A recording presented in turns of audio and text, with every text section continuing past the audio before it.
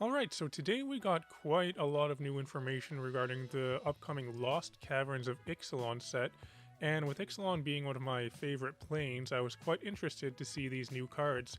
So we got to see a lot of new cards as well as a lot of reprints, and also some information regarding the new mechanics in the set. So the first reprint we have here is Gishath, Sun's Avatar, and this is actually a pretty big one. So this is just in the set proper. You'll be able to open this in any kind of booster pack.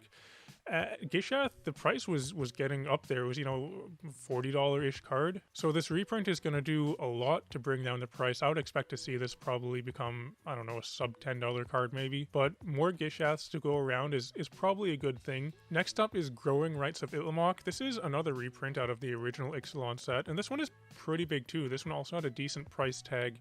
This is basically a newer version of Gaia's Cradle. That's what people compared it to when it first came out. You have to flip the card over, but if you do, it's actually a better Gaia's Cradle. But this isn't a new card. People know it's good, and they have it in a lot of their decks already, so it will become more available now. It's nice to see it reprinted at Rare and not Mythic. This is one that I could have seen getting upshifted to Mythic just for price tag reasons, but it's nice to see that it's still a rare. Next is one that I'm a pretty big fan of. This is Treasure Map. I've tried to play this in so many decks. This is one of my pet cards. I tried to put it in probably at least 2 or 3 different decks back in Standard. I've put it in several Commander decks. Actually, now that I think of it, I do still have one copy of this in my Pioneer deck that I have right now in my Big Red deck. But this card is very good. It provides you so much value. It can ramp you. It can get you card advantage. I'm pretty happy to see this one back in Standard, and I definitely think I'm gonna try brewing some decks with this.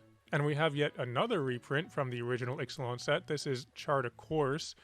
This is, 1 blue sorcery, draw 2 cards, then discard a card unless you attack this turn. It's a very simple card, but this did a lot of work back in the day, and I imagine it's probably going to do some work now that it'll be back in Standard. This card is cool because it's not just a blue card advantage card. Sometimes you want to play this in decks where you want to discard stuff, so I imagine this will have some pretty cool synergies with some of the new mechanics in this set. Here's some more reprints, however these are not going to be standard legal. These are from the new special guest type of cards, which is similar to the list. So we have Malcolm, Keen-Eyed Navigator, that's out of Commander Legends I think. There's Bridge from Below, and then also Calamax, the Storm Sire. A few more of the special guest cards. We have Underworld Breach, Thrasios, Triton Hero, and Star Compass. So these special guest cards will be included in the same booster pack slot, in which you'll potentially be able to find a Mana Crypt, because that's also one of the special guest cards. Now just a few more reprints before we get to some actual new cards. These ones are pretty big though, well at least one of them is. So these are some of the box toppers that you'll be able to open. We have Expedition Map here at Uncommon, but then Chalice of the Void at Mythic. This is a pretty big reprint. There are a lot of big reprints in this set. I imagine a lot of them will be quite hard to find, with, Chalice being a box topper, Mana Crypt being a special guest card. I don't think you're going to see them that often, but it's pretty cool to see some of these very expensive and desirable cards that you'll be able to get in just a regular standard set. Here's Amulet of Vigor. This is another box topper you can potentially get. This is definitely a played and desirable card. And then we also have Arcane Signet here.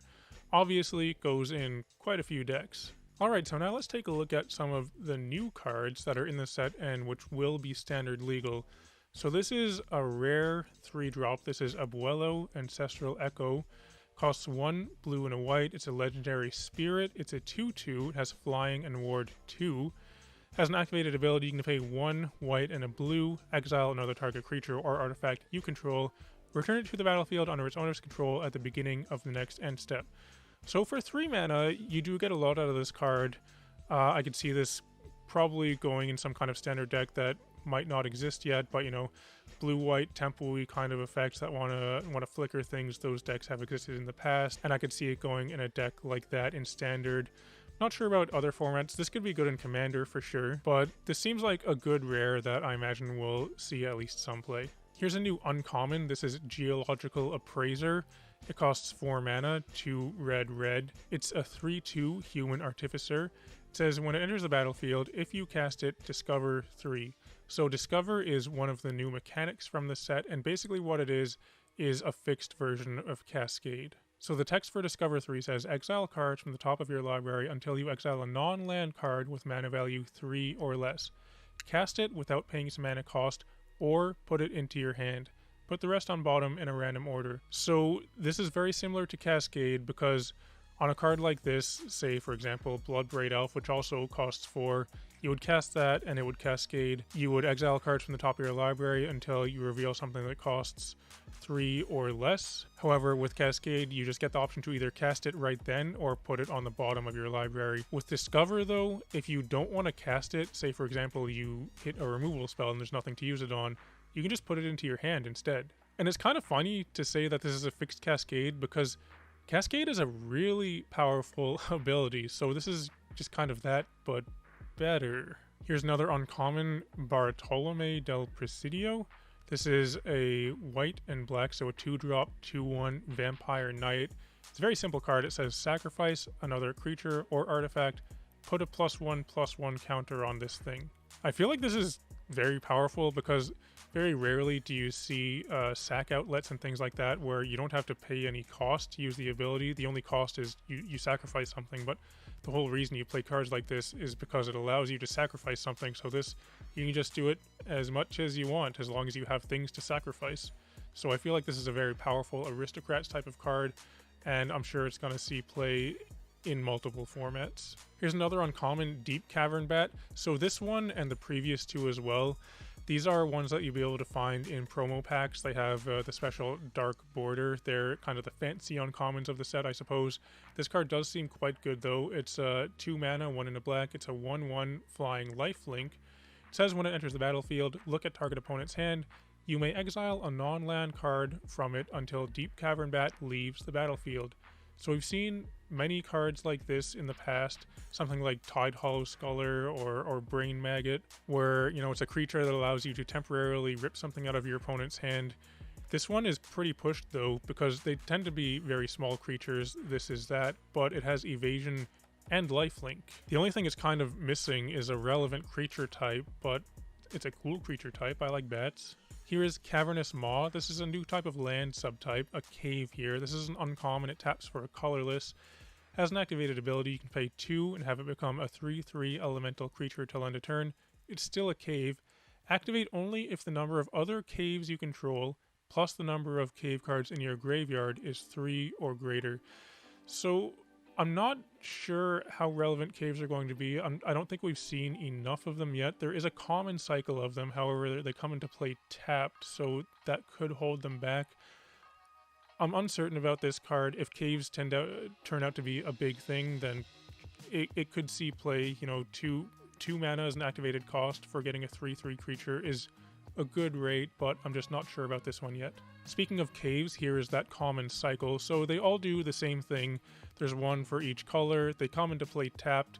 They tap for their respective color, and you can pay 5 mana, tap, and sacrifice them to discover 4, activate only as a sorcery. So these do have a very relevant effect. They remind me a little bit of the tap land common cycle from Dominaria, I think. I'm specifically thinking of the blue one, the Memorial Cycle, where it comes into play tapped. You can pay, I think, 5 mana, tap and sack it to draw 2 cards. So they seem kind of on the same power level as something like that. Although these do allow you to cast the card if you want, so maybe that could make them better, but they're interesting if nothing else. I think these are decent lands. Here's a new green rare, Cosmium Confluence. This costs 5 mana for a green. It's a sorcery. It says choose 3. You can choose the same mode more than once. Search your library for a cave card, put it onto the battlefield tapped, then shuffle. Put 3 +1/+1 counters on a cave you control. Becomes a 0/0 elemental creature with haste. It's still a land. Or destroy target enchantment. So if there's something that's going to enable a cave deck, I imagine this could be it. This is a pretty pushed card. Once again though, I think it kind of just comes down to how good are the rest of the caves going to be.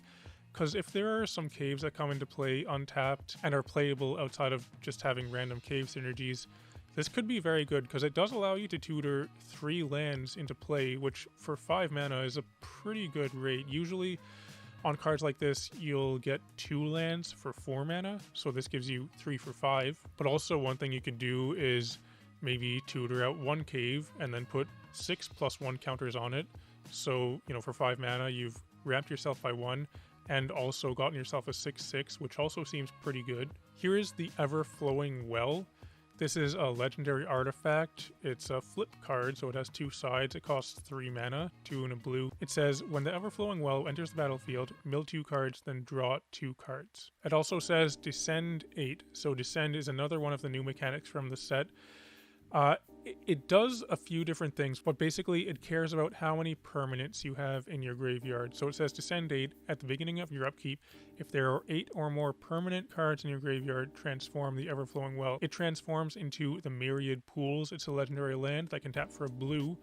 It also says, when you cast a permanent spell using mana produced by the Myriad Pools, up to one other target permanent you control becomes a copy of that spell until end of turn. So this card does seem quite powerful. I can't immediately think of a deck it could go into, but like lots of cards like this, it'll be good in many commander decks if nothing else. Here's another rare, Hit the Motherlode. This is another one with the Discover mechanic on it. It costs 7 mana for red, red, red. It's a sorcery. It says Discover 10. If the discovered card's mana value is less than 10, create a number of tapped treasure tokens equal to the difference. So you cast this, and then you exile cards from the top of your library until you hit something that costs 10 or less. So you could potentially hit something really big and either cast it for free or put it into your hand. If you hit something really small, though, you're going to get a bunch of treasures, so it's kind of good either way. This, in kind of a weird way, it reminds me of Brass's Bounty. It's definitely not the same card. It's not even that similar, but it just does remind me of it. Probably because it's a big sorcery that can get you a bunch of treasures. I imagine that's why. Here's the Buy a Box promo, Jade Light Spelunker. It's a very simple card. It costs X and a green. It's a 1/1. It says when it enters the battlefield, it explores X times. So this is kind of evocative of Jade Light Ranger, I think is what it was called. That was a card out of Rivals Ixalan where it cost 3. I think it was a 2/1 and it explored twice. So this can basically be that minus a power, but it's much more flexible. You could dump a ton of mana into this if you want. It's basically like a Hydra on a Merfolk, essentially, but I think this is a very powerful card, and I definitely think this could see play in Standard. Okay, so here's one that's pretty interesting. It's a mythic, and I have no idea how powerful this is. It could be busted, or it could suck. This is the Enigma Jewel. It just costs a blue, so 1 mana, enters the battlefield tapped. You can tap it to add 2 colorless, so it's kind of like a Soul Ring, but you can only use the mana to activate abilities. It does more though. It says craft with 4 or more non-lands with activated abilities. So craft is another one of the new mechanics in this set, and basically what it does is allow you to combine artifacts with things to essentially craft something, and the things you combine it with and the mana cost varies depending on which card you're using. So this one crafts with 4 or more non-lands with activated abilities. It costs 9 mana, so you would pay 9, exile this artifact, and exile 4 or more cards with activated abilities from permanents you control and or cards in your graveyard with activated abilities. Then return this card transformed under its owner's control, craft only as a sorcery. So it seems like it's probably going to be pretty hard to flip this card over, but if you do flip it, it turns into Locus of Enlightenment. It's also a legendary artifact. It says it has each activated ability of the exiled cards used to craft it. You can activate each of those abilities only once each turn. Whenever you activate an ability that isn't a mana ability, copy it.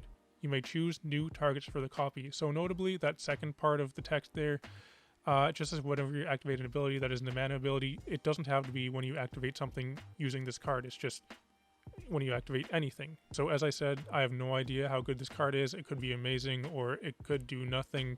We'll find out, I guess. Here's a new card that I'm pretty sure is not good though. This is Malcolm Alluring Scoundrel.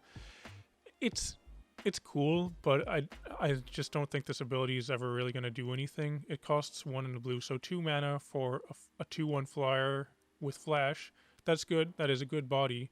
However, it seems kind of worse than Fairy Mastermind in every way. It says whenever it deals combat damage to a player, put a chorus counter on it, draw a card, then discard a card. If there are 4 or more chorus counters on Malcolm, you can cast the discarded card without paying its mana cost. So that seems really hard to actually meet the requirements for casting something for free. Probably you'll be able to get in one hit with this at least, because you could go on your opponent's end step, cast this, untap, attack them for 2. So you get 1 trigger, you've done 2 damage, you get to loot once. You put 1 counter on it. But after that first time, assuming the creature even survives at all, I feel like it's going to be really hard to do that 3 more times. Yeah, you could proliferate the counters, but if you're playing a proliferate deck, there's probably better things you could do anyway, I think. And then also, you can't just proliferate it up to 4 and cast something for free. You need to proliferate it, and then this needs to deal damage to get the trigger when it will have 4 more counters on it. So I see this as being good in regards to just being a 2-1 flying flash. That's a good body, but I'll be surprised if I ever see this ability actually do anything. Here's a cool card though, the Myco Tyrant. This is a mythic. It costs 3 mana, 1 black and green. It's a legendary Elder Fungus, and it's a star with trample. It says its power and toughness are each equal to the number of creatures you control that are fungi and or saplings. So by default it's at least a 1/1 because it counts itself. It also says at the beginning of your end step, create X 1/1 black fungus creature tokens with this creature can't block, where X is the number of times you have descended this turn. You descend each time a permanent card is put into your graveyard from anywhere. So this could be pretty cool in a self-mill deck, I think. Like, one thing I would want to do in Commander at least is have this in play and then just traumatize myself. You know, I could dump half of my library into my graveyard and get, you know, probably upwards of 30 or 40 fungus tokens, which could be cool. Here's another mythic. We've seen the red card from this cycle. I'm not sure if it's a full cycle or not, but we've got at least 2 of them. It says Ohertak Deepest Foundation. It's 6 mana for white, a legendary creature god. It's a 6/6. It has vigilance. It says if 1 or more creature tokens would be created under your control, 3 times that many tokens are created instead. So we've seen cards like this, token doublers. However, I think this is the first time we've seen a token tripler, which, you know, if token doublers are good, a token tripler is probably going to be good too. The only thing though is this card only triples creature tokens. I think all the other ones would double any kind of token, I'm not sure, but a lot of the time the tokens you care about are going to be creatures anyway, so this is definitely a good card. It does more though. It says when it dies, return it to the battlefield tapped and transformed under its owner's control. It transforms into a land called Temple of Civilization, which taps for a white, or you can pay 2 and a white and tap it to transform Temple of Civilization. Activate only if you attack with 3 or more creatures this turn and only as a sorcery. So this is another one of the cards where it kind of never goes away unless it gets exiled or something like that, because when it dies it comes back as a land and you can transform that land back into the creature and, you know, repeat the cycle. This card is pretty cool, Intrepid Paleontologist. It's a mana dork. It's a 2 mana 2/2. You can tap to add 1 mana of any color, or you can pay 2 to exile a card from a graveyard. You may cast dinosaur creature spells from among cards you own exiled with Intrepid Paleontologist. If you cast a spell this way, that creature enters the battlefield with a finality counter on it. So a finality counter is a new type of counter. I feel like it's probably going to be something that's in just part of the game from now on. I expect to see it in sets going forward, because it solves some kind of continuity and memory issues about things that would go into exile if they leave the battlefield. It basically just puts this finality counter on something, so you know if that would die, it's exiled. As far as the card goes, it is pretty good. It's you know, a mana dork, a cheap one at 2 mana that is also graveyard hate, and it can get you some more value if you're playing a dinosaur deck. I'm not sure if I'm going to put this in my Gishath deck because it's a creature which is not a dinosaur, and I really want to limit the number of non-dinosaur creatures I have, because, you know, when I trigger Gishath, I want to put dinosaurs into play, not just see this human druid and put it on the bottom of my library. Here's a card that people seem pretty hyped about. This is the Planeswalker for Quintorius. This is Quintorius Cond. It's 5 mana in Boros colors, so 3 red and white. It's a legendary Planeswalker, Quintorius. It comes into play with 4 loyalty counters. Has a static ability that says whenever you cast a spell from exile, it does 2 damage to each opponent and you gain 2 life. That's a pretty powerful static effect. You can +1 to make a 3/2 red and white spirit creature token. You can -3 to discover 4, or you can -6 to exile any number of target cards from your graveyard. Add red for each card exiled this way. You may play those cards this turn. So I think this I think this is probably a really good Planeswalker. 5 mana is getting up there for the amount of mana you want to spend on a Planeswalker, but it does do a lot. It comes into play with, 4 is a decent amount of loyalty. It does protect itself, and most importantly, it protects itself by going up. There are a lot of Planeswalkers where you need to minus in order to make a token or whatever to protect itself in some way, but this thing, if you can stabilize with this on board, you can just run away with the game that way, because your opponent needs to be able to kill this, otherwise it's just going to continually create tokens for you. And the tokens have 3 power at that, so those can end the game pretty quickly. It can also get card advantage if you want to minus it. This kind of does everything that you typically want to see out of a Planeswalker. It doesn't remove any creatures, it doesn't have any way to kill things, but it does everything else. So I think this probably is a very good Planeswalker. Here we see Restless Prairie. So in this set, there will be the rest of the cycle of the creature lands that we saw from Wilds of Eldraine. There'll be the remaining 5. So this is the green-white one.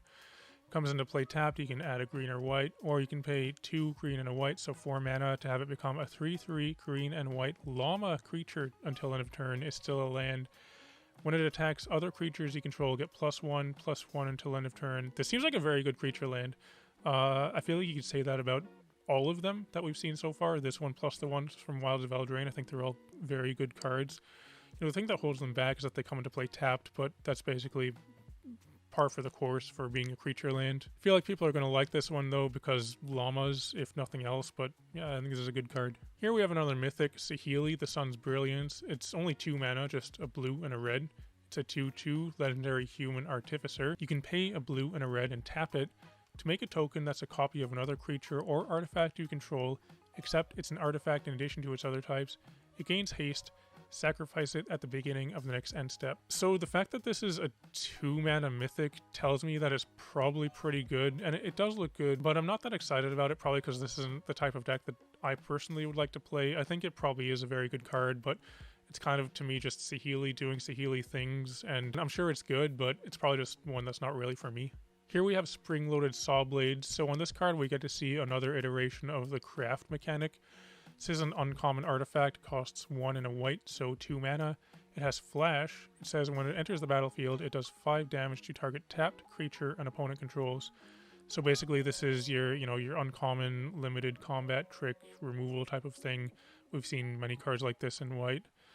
It also has craft with artifact, 3 and a white though. So you can pay 4 mana, exile this artifact, and exile another artifact you control, or an artifact card in your graveyard. Return this transformed under its owner's control, activate only as a sorcery. So it transforms into Blade Wheel Chariot, which is a vehicle. It's a 5/5. It says you can tap 2 other untapped artifacts you control to have it become an artifact creature until end of turn, or you can also just crew it for 1. I think this is probably a really good limited removal spell, because it does only cost 2 mana. It has flash, so you can play it at instant speed. It does 5 damage, which is a pretty significant amount.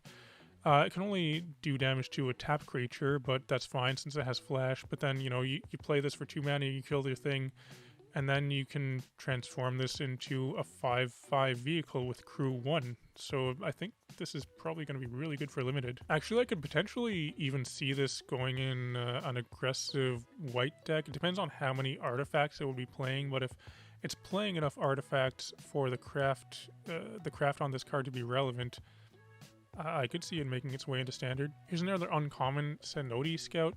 It's just a 1-drop, a 1/1. It's very simple. It says when it enters the battlefield, it explores. So the explore mechanic is coming back from Ixalan. I think that's pretty cool. I like that mechanic. During the reveal stream for these cards, they did say that this card was originally going to be in the original Ixalan set, just this card as it is, but it just didn't make it into the final set. So we're seeing it here now, and yeah, this card seems pretty good to me.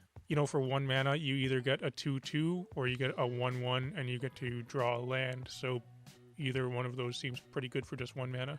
Here's another 1-drop, Spyglass Siren. It just costs a blue. It's a 1/1 with flying. It says when it enters the battlefield, you make a map token. And a map token is this. It's very simple. It's just an artifact. It says 1 tap, sacrifice this artifact, target creature you control explores, activate only as a sorcery.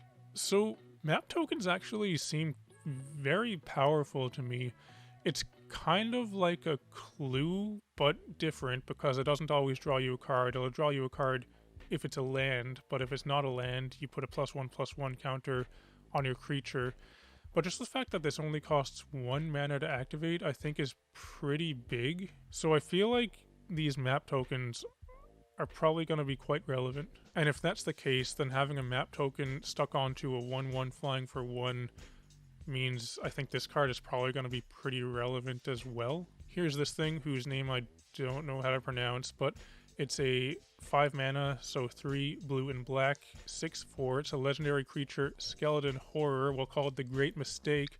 Has Vigilance and Menace and Descend 8. So you can pay 6 mana, return it from your graveyard to the battlefield with a finality counter on it. Activate only if there are 8 or more permanent cards in your graveyard and only as a sorcery. So I feel like this is probably going to be pretty good and limited. You know, a 6/4 Vigilance Menace for 5 is pretty good already, but then being able to bring it back from your graveyard later in the game is also pretty good. So yeah, I definitely expect to see this being played in limited. Probably nowhere else, but that's fine. Here's our new Veto. So I believe the first Veto was from M21 or something like that. I don't think it was actually from Ixalan, but he's on Ixalan though. So Veto, Fanatic of Aklazots. This is a 4 mana 4/4 legendary vampire demon. It has flying. It says whenever you sacrifice another permanent, you gain 2 life if this is the first time this ability has resolved this turn. If it's the second time, each opponent loses 2. If it's the third time, create a 4/3 white and black vampire demon creature token with flying. So I imagine this guy is probably best friends with that uncommon that allows you to just sacrifice creatures and artifacts as you please. So that's it for the new cards out of the set proper that will be standard legal. Here are some more new cards though. We got to see the face commanders from the commander decks. So we'll start off with Admiral Brass, Unsinkable. So this is the next iteration of Admiral Beckett Brass. Costs 5 mana, 2 blue, black, red. It's a 3/3 legendary human pirate. It says when it enters the battlefield, mill 4 cards. At the beginning of combat on your turn, you can return a pirate creature card from your graveyard to the battlefield with a finality counter on it. It has base power and toughness 4/4. It gains haste until end of turn. So this is a very good build around card. It's nice to see a pirate commander that's actually good in all 3 colors here, because I did actually used to play Admiral Beckett Brass deck, but most of the time when I was playing it felt like I had no commander, because Beckett Brass basically was just like pay 4 mana, give your creatures +1/+1 or something like that, and it didn't seem like that good of a deck, so I took it apart. But this new one here, it cares about pirates, and it's actually good as well. So now there's a playable pirate commander. Notably in all 3 colors, because you did get some playable pirates in Commander Legends as well that can make good commanders, but I don't think that they were all 3 colors. Here's Clavileño, First of the Blessed. This is a 2/2 for 3 mana, 1 white and black, a legendary vampire cleric. We have actually seen this card in the form of a leak or some kind of weird spoiler type of thing before, where you got one of the really bad quality images, but we have seen this card if you've scoured the internet for it. But anyway, it says whenever you attack, target attacking vampire that isn't a demon becomes a demon in addition to its other types. It gains when this creature dies. Draw a card and create a tapped 4/3 white and black vampire demon creature token with flying. So once again, this is a pretty sweet card. This is an awesome build around commander. The only thing is it puts you into playing just white and black vampires. Although I guess the vampires on Ixalan are white and black, and then the red and black ones, or red and white ones, would be from Innistrad, I believe. So thematically it makes sense, but you don't get your red vampires if you're playing this as your commander. Here's Hawkball of the Surging Soul. This is your Merfolk commander. It's 4 mana, so 2 green blue, a 3/3 legendary Merfolk scout. It says at the beginning of combat on your turn, each Merfolk you control explores. Whenever this thing attacks, you may put a land card from your hand onto the battlefield. If you don't, draw a card. It seems pretty sweet. I imagine it would be good to go turns 1, 2, and 3, play a Merfolk, then on turn 4 play this, and have all of them explore when you go to combat. That seems good to me. Then you can also ramp yourself when this attacks, or you can get some card advantage. Seems quite good. And then we have the one that interests me most, the dinosaur one, Pantlaza Sun Favored. Costs 5 mana, so 2 red, green, white. It's a 4/4 legendary dinosaur.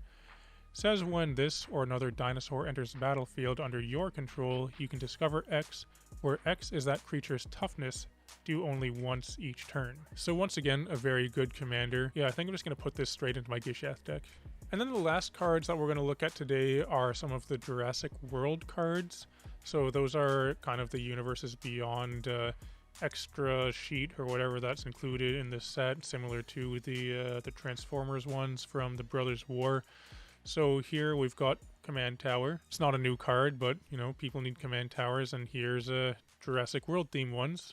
Here's a new card, Dino DNA. This is a rare 1-mana artifact. It has imprint 1, tap exile target creature card from a graveyard, activate only as a sorcery. Then you can pay 6 to make a token that's a copy of target creature card exiled with Dino DNA, except it's a 6/6 green dinosaur creature with trample, activate only as a sorcery. So this seems very similar to Mimic Vat. It's not exactly the same, but it's a pretty similar card, and Mimic Vat is good, so this is probably going to be good as well. Here's Ellie and Alan, Paleontologists.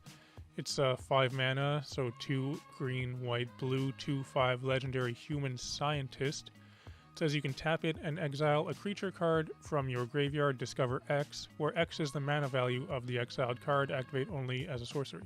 I'm not sure on this one. It doesn't seem that great to me. Like, it doesn't seem bad, but we've already seen, I feel like, better cards with the Discover ability, so I'm not sure about this one. It's cool for being a Jurassic World card, and, you know, you can get your dinosaur stuff, but I'm not sure in terms of actually playing it. Here we've got Indoraptor, the perfect hybrid. This is a 3/1 legendary dinosaur mutant. It costs 3 mana, which can be one can be either a black or a green, and then a red. It has Bloodthirst X, so this creature enters the battlefield with X +1/+1 counters on it, where X is the damage dealt to your opponents this turn. It has Menace and Enrage. Whenever it's dealt damage, choose an opponent at random. It deals damage equal to its power to that player unless they sacrifice a non-token creature. I imagine this is probably pretty good because you could post-combat play this as a pretty big creature for just 3 mana. If you're able to deal a decent amount of damage to your opponent. It has Menace, so it has some form of evasion. And then the Enrage part of this card is also pretty relevant, because if your opponent wants to block it, they're going to have to either take some damage or sack a creature, a non-token creature at that. So it does seem pretty good, I think. Here's Life Finds a Way. This is a 3 mana enchantment. It costs 2 and a green. It says whenever a non-token creature with power 4 or greater enters a battlefield under your control, populate. So it's a very simple card. It goes in token decks. We've seen cards similar to this, and they're good. I'm sure this card will be good as well. I feel like there's so many good cards like this for populate or for token decks that I kind of would struggle to find a slot in the deck for this card, because there are so many good cards for those kind of decks already. But that's not to say that this is bad. It's another good card among good cards. Here's a cool one, Ravenous Tyrannosaurus. This is a 6 mana, it costs 4 red and green. It's a 6/6 creature dinosaur. This one is not legendary. It has Devour 3, so as it enters the battlefield, you can sacrifice any number of creatures. It enters the battlefield with 3 times that many +1/+1 counters for each of those creatures. Whenever it attacks, it deals damage equal to its power to up to 1 other creature. Excess damage is dealt to that creature's controller instead. So this could be cool as like a big top-end finisher. I'm not sure how good this will be in a dinosaur deck. Like, it would be fine in a dinosaur deck, but the thing is, usually your other dinosaurs are big things themselves, so you don't necessarily just want to devour it to put 3 counters on this. So for that reason, I'm not sure if it would fit in something like a Gishath deck. Like, it could go in there and be fine just because it's a decent dinosaur, but I feel like it could potentially be even better in a different kind of deck. Then the last card we're going to look at is this Dr. Ian Malcolm. This isn't a new card, it's just a reskin of Atla Polani Nest Tender. You can see down here it says SLD. This is from an upcoming Secret Lair drop. I guess they'll be, reskinning some cards with Jurassic World art on it, and this one, it doesn't interest me so much. It's good for people that want to get all the Jurassic World stuff they can, but I'll probably skip out on this one. So we had lots of interesting stuff to take a look at today. I believe even more new cards have been spoiled since I started filming this video, but definitely interested to take a look at some more of the new cards that we're going to get in the near future. Anyway, that's going to do it for this one, so if you're still watching, thanks for watching. It'd be cool if you can like and subscribe and all that kind of stuff. I'd encourage everyone to come join my Discord server. You can find a link to that in the video description below. And also, if you'd like to purchase any Magic cards, maybe pre-order some Lost Caverns of Ixalan, you can get those by going to face2facegames.com. They're the largest Magic store in Canada, and they also sponsor the channel. You can use code 8thPlaceDave at the checkout to save 5% on your order. And I'd also like to take a moment to thank all the patrons that support me on Patreon. But otherwise though, thanks for watching, and I'll talk to you later.